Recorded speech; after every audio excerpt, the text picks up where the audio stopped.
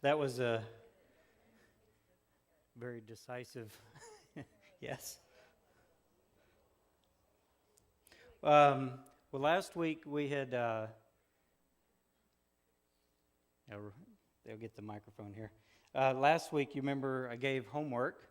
Um, were you here last week? Okay, well, there you go.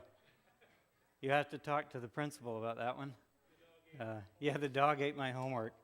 Um, so the homework was basically to take a piece of paper and divide it up into two columns of looking for, how you're going to look at or approach any given topic or subject, whether something falls into the victim category or the victorious category, that I'm a victor, a victim or a victor.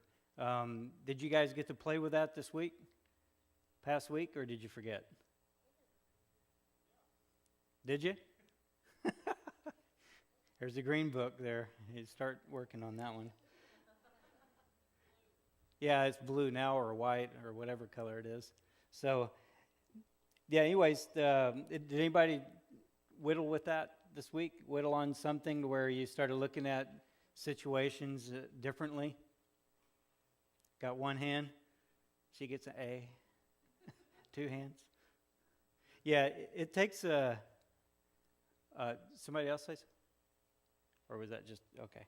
Yeah, again, as you're working through just things, I mean, life circumstances are going to come up, and they are going to present, a challenge. That's just welcome to the planet.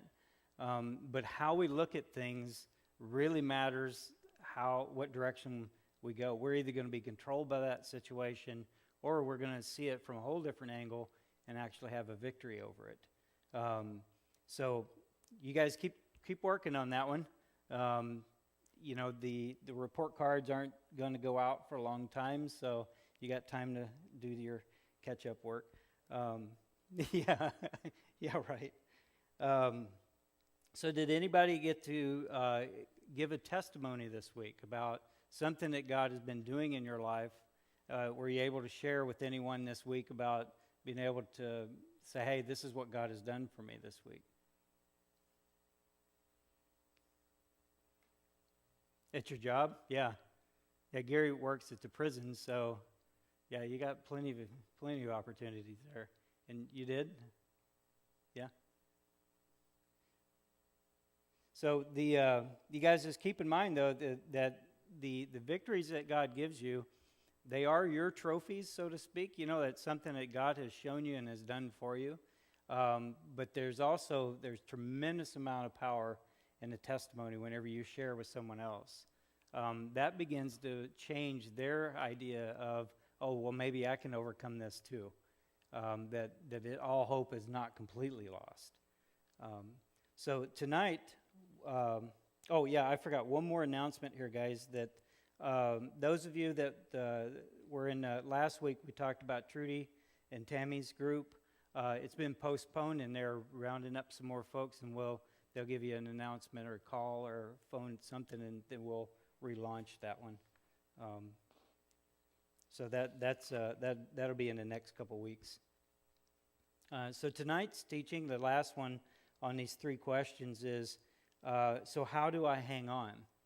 I'm looking at this from, it all depends on how you look at the situation. How do I hang on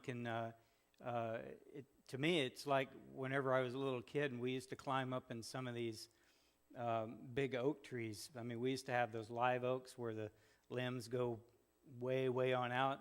Well, the ones that touched the ground were always inviting us to climb up, and so you get way up in the tree, though, and there began to be a little bit of once you get to certain heights, you start getting a little bit nervous, and there was how do you hang on? Well, I mean, it was like for dear life. So it was always out of fear is what you were doing. But what we're looking at tonight is I want to try to remove some of that, the fear side of how do I hang on? Because sometimes the sound of it sounds like it's a little bit hopeless. I got to just white knuckle it. I just got to really clench down And as the teaching goes on, what God uses to help us to hang on. Before we get started with the church, I wanted to introduce something that it sounds like it's contrary to the title, but really it's how do I hang on? I learned the principle of letting go is how I hang on. Now that sounds a little weird. How do you get that in both baskets? But this is added on because Dale and I were talking about editing a lot of these, and we just haven't gotten to this one yet. But let's look at the principle of learning how to let go. Paula gave a really good example of there was a certain point where the Lord showed her its strength, that it wasn't her and it wasn't going to be her. It was God's strength that was going to help her come through that. So in and of ourselves, sometimes we're empty of that. And we finally come to a place where we learn to let go. The situation, I want to read to you in 2 Corinthians chapter 12. 2 Corinthians 12, verse 7 through 10. Now this is Paul speaking. He's the Paul, he's the apostle of the apostles. I mean, he's the guy. Wrote most of the New Testament. He says, because of the surpassing greatness of revelations, for this reason, to keep me from exalting myself, there was given me a thorn in the flesh. Notice that he says, it was given to me a thorn in the flesh, comma, a messenger of Satan. In other words, it wasn't something God did. It's not something that he didn't have a disease or anything like that. It was, he said, it was an enemy. The devil came and began to torment him, to harass him. And one of the Greek terms, when he talks about torment, the word is buffet. It means to be boxed around the head. That's where the enemy really attacks us, is in our mind and our thoughts. And so he says that Satan was sent to torment me, to keep me from exalting myself. Concerning this, I implored the Lord 3 times that it might leave me. And he has said to me, my grace is sufficient for you, for power is perfected in weakness. Most gladly, therefore, I will rather boast in my weakness, so that the power of Christ may dwell in me. Therefore, I am well content with weakness, with insults, with distresses, with persecutions, with difficulties, for Christ's sake. For when I am weak, then I am strong. So Paul learned the principle of letting go and letting God's power and his authority run and work and operate in him. So every time he met a challenge, he learned how to hang on was letting go and letting the Lord show him, letting the Lord strengthen him in that situation. In Philippians 4, he also writes, he says, now that I speak from want, for I have learned to be content in whatever circumstances I am in. And now Paul went through the ringer. He went through a lot of stuff, a lot of crazy things. I don't know that I could have done what he did, that's for sure. But he said, I've learned to be content in any of these situations. Now this is Philippians 4, verse 11 through 14. He says, I know how to get along with humble means, and I also know how to live in prosperity. In every circumstance, I have learned the secret of being filled and going hungry, both of having abundance and suffering and need. I can do all things through him who strengthens me. So notice that's what we like to quote that verse, but the context is that he's learned to be content in that position of his identity and learning how to walk in God's strength. He said, nevertheless, you have done well to share with me in my affliction. So he did have support, and that's where we're going to be going to here in a minute. Paul was out there planting churches, doing the evangelistic work, doing many, many things, but he always had a support system in the back. Not just financial, because you'd see that there's letters that he wrote back and forth. There was always some kind of a support system that was there behind him. And then we look at Jesus' life. In John 5:19, he says, "Therefore Jesus answered and was saying to them, Truly, truly, I say to you, the Son can do nothing of himself." Now this is Jesus speaking. He says that he can do nothing of himself unless it is something he sees the Father doing. So he completely played by the same rules that we have to play by. And he says that I've learned that, basically he's saying the same thing that Paul did, that he knows that he can do nothing of himself. He was looking at the Father, and the Father was in him, and the Father was directing him. So whatever the Father does, these things the Son also does in a like manner. So he learned to be weak. He learned to be submissive. And that's what really gave Christ his power and authority. He submitted. He submitted to God. Whatever God the Father said, that's just what he did. So he walked in that strength and not his own. So let's look at part A here.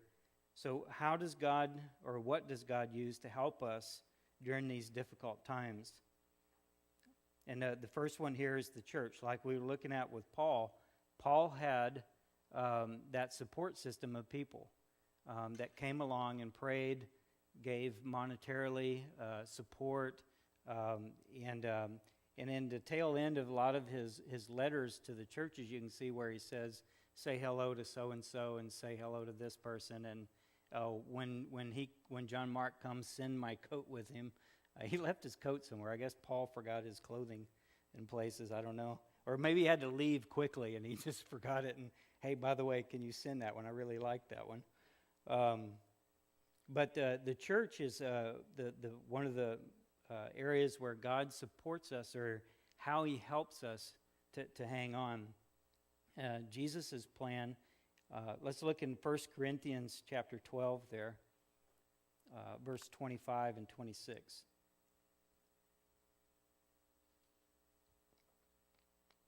He said, "So that there may be no division in the body, but that the members may have the same care for one another. And if one member suffers, all the members suffer with it. If one member is honored, then all members will rejoice with it." He says that he didn't want any division to be there, and that all have to work together in order to support each other. Like they say, whenever you take if someone does do an operation and they remove something from your body basically is going to limp. It's not going to function the way it was designed. I still don't know why they have some parts and pieces in us, like tonsils and things like that, because evidently they can take them out. But somehow or another, it still affects us. The body is not whole or complete. And that's what he's talking about, that you can't just remove a liver. You just can't remove a lung. You just can't remove something without it taxing the body. And so he says that he didn't want any division there, because we were designed to interact with each other and to support each other. I may not be the eyeball, but I might be an ear. And then in one particular time, I might be the foot. I might be something else. There's different things that we all do and that we've been given assignment to, that we support each other. We're all intertwined. And the more and more I read some of the research about the body and how it works and how it functions, the more and more I'm amazed at how complex our body really is. The brain alone, they still don't know how the thing works. And they laugh about the eye, because really it's only just a little sac of fluid with a few cells. I mean, there's a few million cells in there, but it's just basically a bag full of water. Now, how does that thing see? They still can't reproduce it. So it's very complex, and God designed it for a reason. And everything that we are in the spiritual realm, we're all very interdependent on each other. Nothing is wasted. Let's look at Hebrews chapter 10. This is a verse that came to my mind as I was going through this. In Hebrews 10, verse 24 through 25, he said, "Let us consider how to stimulate one another to love and good deeds, not forsaking our own assembling together." In other words, he says, it was a command that you guys should never not meet together. You should never disband and just not assemble with other believers. And it wasn't just a thou shalt do this because you're going to get in trouble. It's you guys have got to do this in order to support each other. This is where you get your encouragement. This is where you get your love. This is where you get all these parts and pieces and wisdom and insight. Years ago, whenever we were building a house out here, man, I was at my wit's end. There was all kinds of other things going on, and I was just really, really. Has anybody ever built their own house? How much fun was that? It's like that's why they invented contractors, you know. But we couldn't afford a contractor, so we said, "Hey, let's do it ourselves." So, anyways, I was at this point where I was just not only dead tired physically and mentally, I was exhausted, and I was like, I'm just not going to go to church today. I was just going to stay home, turn to you guys, and go. I was just done. Just totally finished. And the Lord really impressed on me, "Rick, you need to go today." I was like, "No, I don't want to go." You know, and I was like, "Okay, I'll just get another cup of coffee and I'll get myself dressed and, you know, and try to walk in and Gary shakes your hand and say, 'Hi, how you doing?' I lied to him. I said, 'Fine.' So I came on in and I was sitting over here kind of just tired and exhausted and nothing was really going on in my head. And I don't know, some of you know Jonah. Now I forgot his last name. Brost, yeah, Jonah Brost. Well, he worked for Spinards up here. And Jonah sat over here most of the time. I sat over here most of the time. Well, you know how they do, hey, welcome everybody, shake hands, you know, say greet and all that kind of stuff. Jonah left from over here and walked all the way across over here, and, you know, he just stopped and he said, "Hey," and he shook my hand and hugged my neck. He didn't ask me how I was doing. I think he knew. But he was, that particular morning, man, in here, there was just this, finally, I mean, he gave me a hug of life, because in here just stirred. I was like, wow, today's not going to suck. That's good. You know, and I was just so glad. And he just kept on making his way around the circuit, I guess. I guess that was his day to hug everybody and give out free hugs. But that was that morning. It was just really encouraging. And then the next Sunday, again, I was tired. And guess what? God sent someone else again. You know, and those are those two pivotal moments that I'm so glad I came anyway. Whether my socks matched or not, I don't know. But I was there, and God encouraged me. And that's what Paul is saying here, that he says, don't forsake the assembling together, because that's where you're going to be able to hold on. That's how you're going to get your strength. You're going to get that from someone around you. It's not just you got to go to church so you can check the box. That's where you get your encouragement. That's where you get your lifting up and encouraging one another. He says, but encouraging one another, and all the more as you see the day drawing near. So Paul was really encouraging that. And number 2 here says real community. Let's read through these 4 real quick, and then I want to ask you some questions here. Real community. A Christian life is not a solo activity. B says, take a chance, let people in. Seeking it out. In other words, go look for encouragement. And then don't quit. Now, when you hear those 4 statements, what does the enemy use to tempt us, to keep us from doing these things?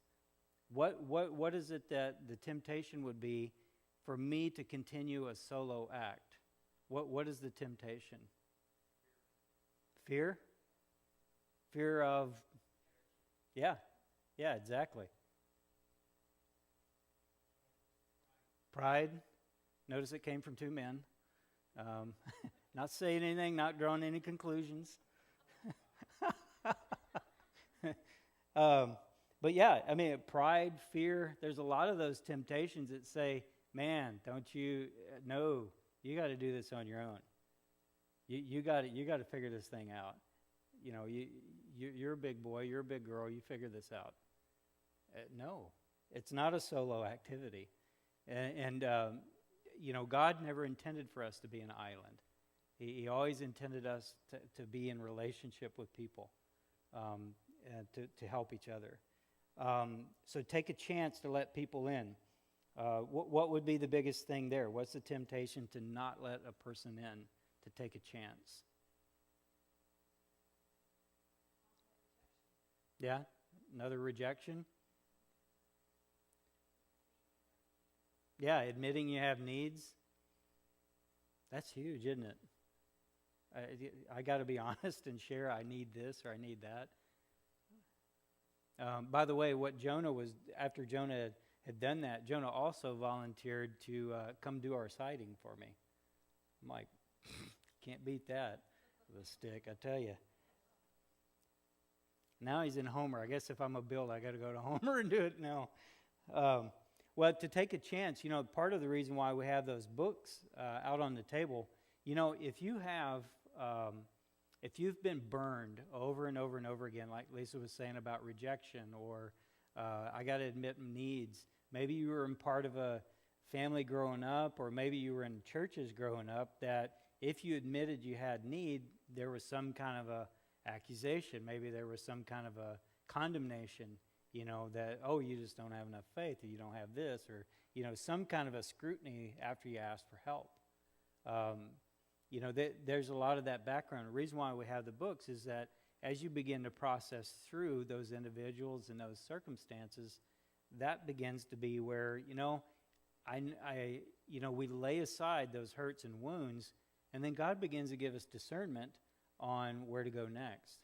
You know, because there are people out there in places that, you know, sometimes they may not be safe. But we don't want fear to control us. We don't want rejection and past wounds to be controlling us. You know, as you deal with those, God gives you discernment on who is safe and who's not. You know, and then not only that, he sends people into your life along those times as we're letting go of things. To seek it out, in other words, you know, I might have to humble myself to actually go ask, to actually go say something to someone. You know, hey, look, I'm struggling with addiction, or hey, I'm struggling with, my wife just left me, or I'm struggling with, you know, whatever it is. You know, the enemy uses a lot of shame and guilt and condemnation, those kind of things, to keep us in the closet, to keep us somewhere where, you know, we're not going to be able to get help. He always uses, if it's shame, condemnation, guilt, those kind of things, if it's got that flavor to it, I can guarantee you the enemy's doing something to keep us in some kind of a bondage. But that's why we process. That's why we do things with the books and the groups. And if you're like this group up here, you get to go to the Paris or another cruise, go on a cruise somewhere. I'm telling you, I'm signing up for that group. And don't quit. Like I said, that particular morning, I just did not want to. I didn't want to go. I did not want to go to church. I didn't want to see anybody because I know they were going to say, "How you doing? How's the house coming?" I'm going, you know, shut up. It's going well, fine, thank you. Ross came out and helped us with our stairs. I think he felt bad for me because I was so confused, and he came out many times and helped. But don't quit, because God always has something there for us. He always has something that he's going to encourage us with, or build us up, or to have someone come alongside us when we don't know what to do. Part B here, he says giving away. So how God, what God uses to help us to hang on to, or to go through things. And again, this in the secular world, this makes no sense at all. But you give away, you give something away. How many of you have done a kind act for no other reason but just to do a kind act? And what did you feel like when you did it? It felt good, didn't it? I mean, that's just the way God made it. When you give away, when you show mercy, you're given mercy. When you're giving something away, God always gives something back. You can never outgive God. And that, people use that in monetarily, in speaking, but emotionally and spiritually, it's the same principle. You can't outgive him. When you begin to reflect God's nature by giving away, you're actually empowering yourself, because you're acting like him. You remember in the scriptures it talks about, he says, in Ephesians, he says, be imitators of God. Be an imitator, act like him. So giving away also helps us to shift our focus. Because, when we get in those tight spots, a lot of times it begins to be just loaded full of self-pity. We begin to just beat ourselves up, and it begins to get heavier and heavier, self-pity and condemnation. So when I start focusing on, let's say, Chad's needs instead of mine, then my shift is not just on me and woe is me and my bad situation. Now I'm actually thinking about somebody outside my circle, and that begins to open that circle. I give away to him, and then God begins to fill me again. It gives us a heart for others. You remember last week we read in Isaiah 35, verse 1 through 7, about water, that they were water in the desert, where things begin to blossom, and there was no life before, but when we brought water in, it began to blossom and began to grow. Then he says to encourage the weak or the tender-hearted or the discouraged. So when we bring water in, things begin to blossom. We begin to see each other. Like you were saying, that when you guys gave away, you notice how that made you feel. You blossomed there for them, but you also did it in your own heart. When we're going through tough situations, like I was asking about your past week, that if there's, you look for those opportunities that you can give away. And it's not just for you, but you're representing Christ no matter where you work, no matter what you're doing. So by giving away, God has done things in your life. It may not be exactly like that person, but it's going to be very similar, and God will put that person in your path. And you get to, as you share, you watch what happens. It begins to change. It begins that ripple effect. Whenever I give away and I begin to shift that focus, my understanding, how many of you know that there's a difference between knowing something, you read it in a book and you know it, and you've actually lived it? There's a big difference in there. That's why in some job places, they'd rather you live it instead of know it. They'd rather have the experience rather than the book, right? Because there's a wisdom that comes with it. I don't just know about addiction. I know I have a wisdom on how to conquer it, because I've been there, done that kind of thing. You know the ins and outs, how they feel, what they're thinking. They can not only hold you accountable, but they also can be your greatest source of encouragement. So as we're giving away,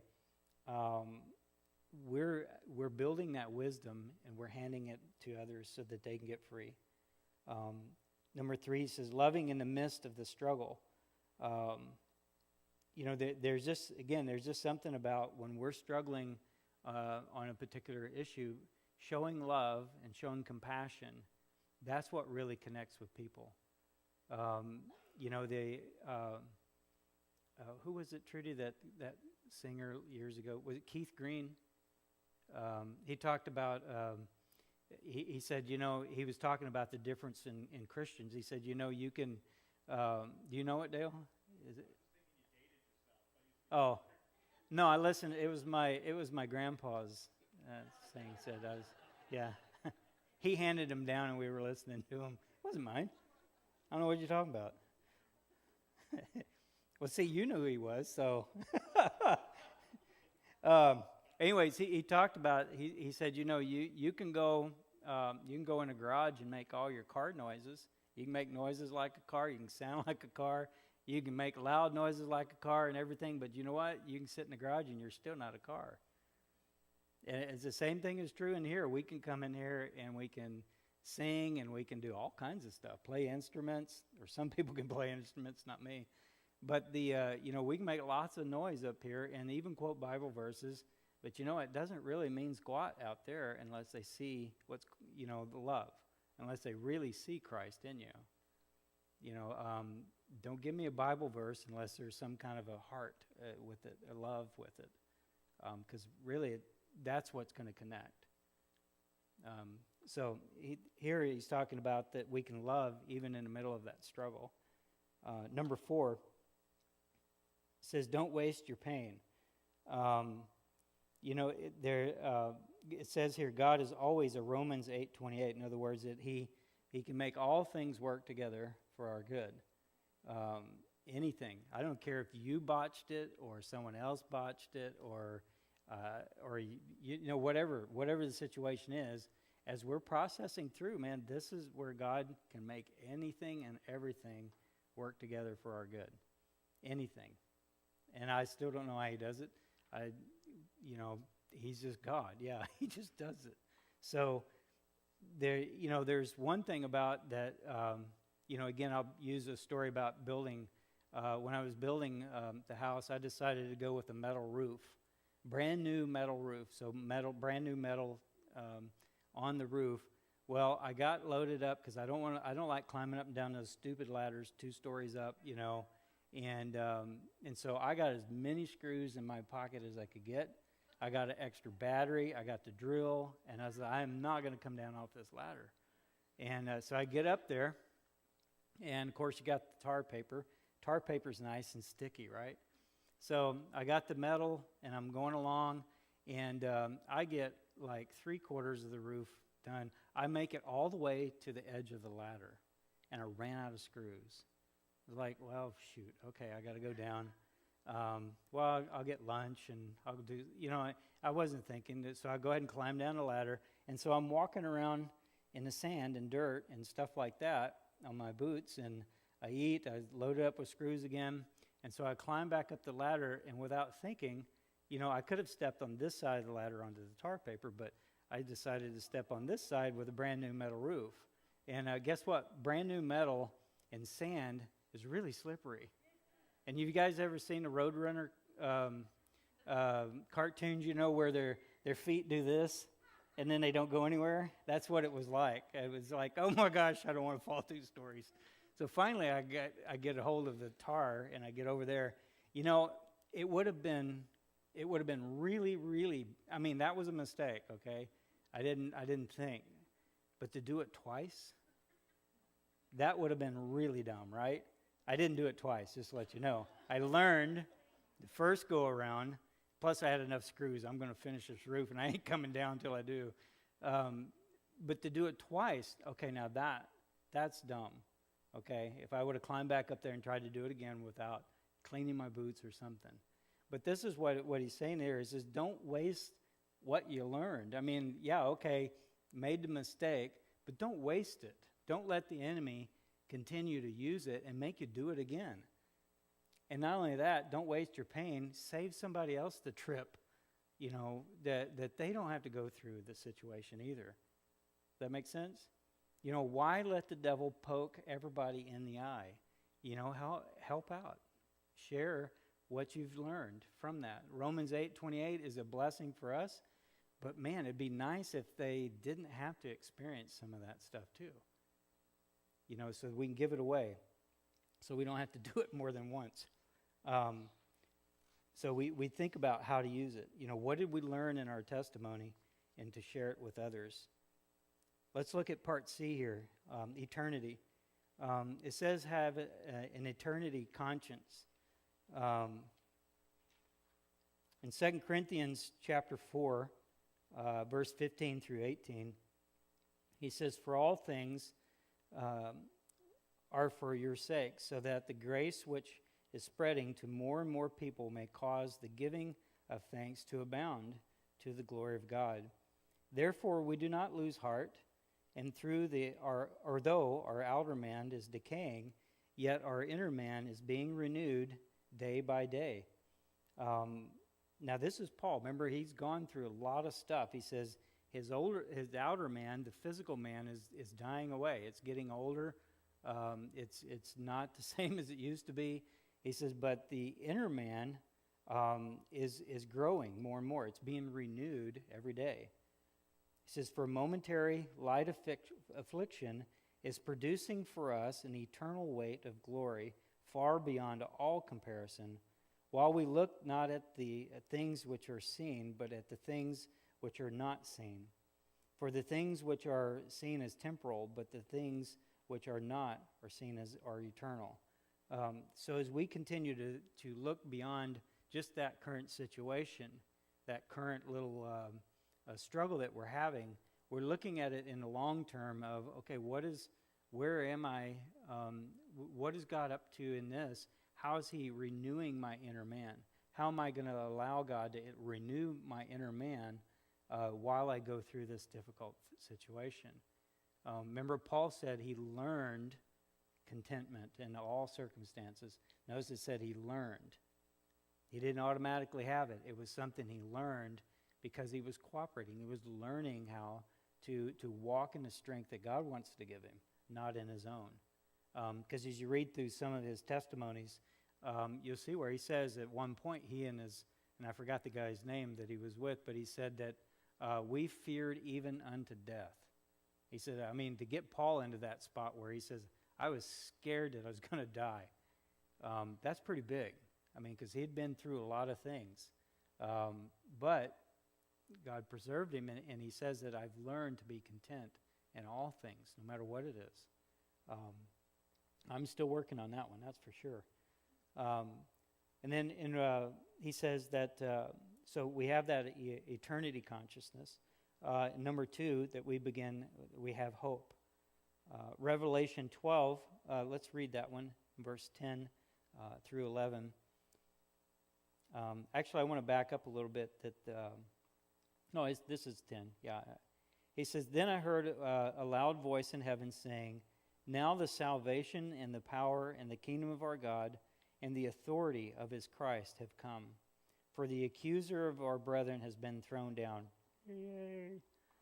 He who accuses them before our God day and night. And notice this, though. He says, and they overcame him because of the blood of the Lamb and because of the word of their testimony. Those two things are incredibly powerful. He says this is how they overcome the enemy. The overcoming the enemy's work in your life, this is why we push, hey, you guys grab a book and process stuff. Work through some of these things, because even though you've accepted Christ, even though you've experienced some freedom there whenever you did accept him and grow in him, he says that the way that you conquer these areas in your heart is as you process it, as you forgive, as you repent, you're taking that very literal. You're applying the blood of the Lamb, the power of the blood of the Lamb onto that situation at that moment in time. You're being very specific on these wounds of the heart. As you begin to forgive it or repent of it, God's going to say something. God's going to do something in your heart. That begins to be your testimony. So we overcome him by forgiving or repenting, dealing with that issue. But what he does in our heart, that begins to be our testimony. And that actually begins to be what helps us to conquer the next thing. Hey, God was faithful here. God was faithful here. God is faithful here and here. So this next thing that's coming up, it may be squirrely, and I'm not quite sure what to do with it. But you know what? God has already got all these other mileposts. So, yeah, I think he's going to overcome this one too. I'm not quite sure how, but this is what he's already been faithful through this. And that begins to be how we overcome things. He says they overcame him by the blood of the Lamb and by the word of their testimony, and they did not love their own life even when they faced death. I've not had to be to that point of facing death, But as you're going through things, we're learning to live more and more in that new identity, who Christ says we are. And you know what? Little by little, your life, the old life, is dying. We're putting aside, it's already dead. Romans says it's dead, but we're learning how not to operate it in anymore. We're learning how to walk in that victory now. He also says in number 3 there that it's raised in glory. 1 Corinthians chapter 15, 42 through 44. So also is the resurrection of the dead, and it is sown a perishable body, but is raised in an imperishable body. It is sown in dishonor, but raised in glory. It is sown in weakness, and it is raised in power. It is sown in a natural body, but is raised in a spiritual body. If there is any natural body, there is also a spiritual body. So we have that focus of, in this time, somewhere along in our journey here, that we will physically, we are going to die. Unless Christ comes back before then, that's what we're going to die eventually physically. But that's never the end. That just means the vessel that we're in is going to be done, and God moves us on to that new glorious body. Maybe we'll all look all buff and trim and that kind of thing. Who knows? But he says that this is very temporal. This is not the end of the rope. God says that I've got a whole lot more planned out there than you could ever even imagine. You haven't even begun to imagine. And you pool all of us together, and I'd say we could probably come up with some pretty cool imagination things and really come up with some good things. But you know what? We wouldn't even scratch the surface. So looking at it from that standpoint, that whatever's on this side of the fence, it's very, very limited. I was called years ago. One of my aunts that probably was at the time was probably the only believer in our family, and she we moved up and we were up here, but we got the call that Aunt Doris had terminal lung cancer. She'd never smoked in her life, but she was in her late 80s, and they said, look, you have terminal lung cancer. And they said, well, we can do chemo if you want. She's, no, I'm good.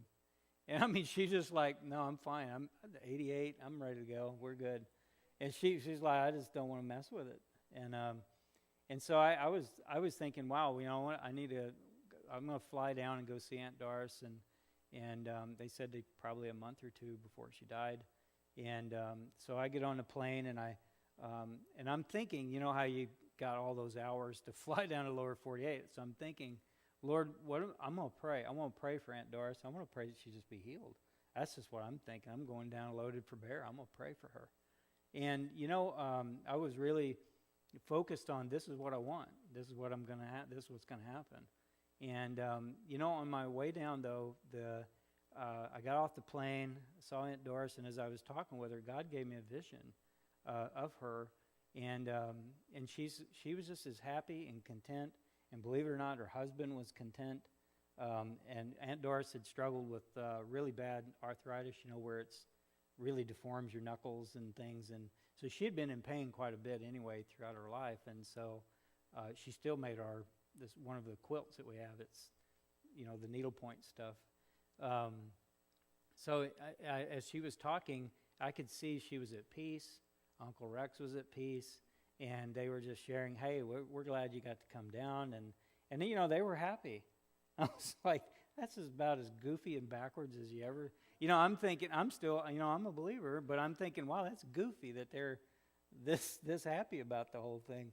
It just didn't make sense, but the Lord gave me a vision to help explain it, and it was one of those panoramic pictures, like where you take a snap and then it's, and then it goes on into eternity that way.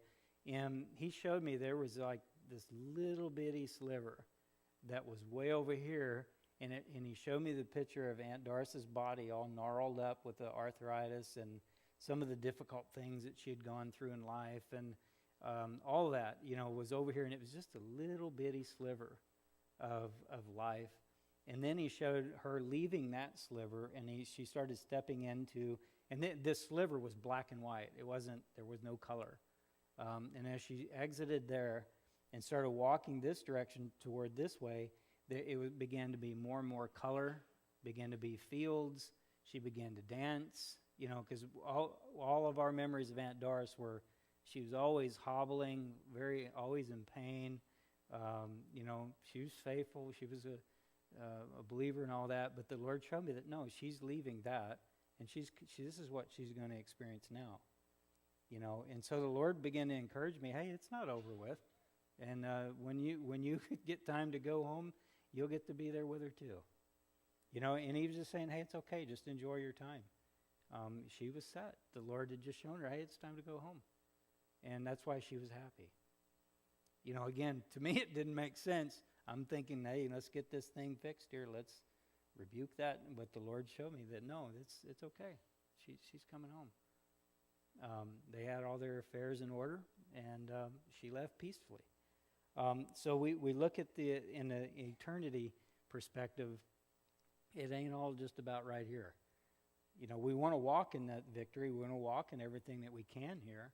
I still pray for people when they're sick. I'm going to pray because God said to pray. We were talking about that earlier, that we do pray. We do pray for people when they're sick. We want to see that healed.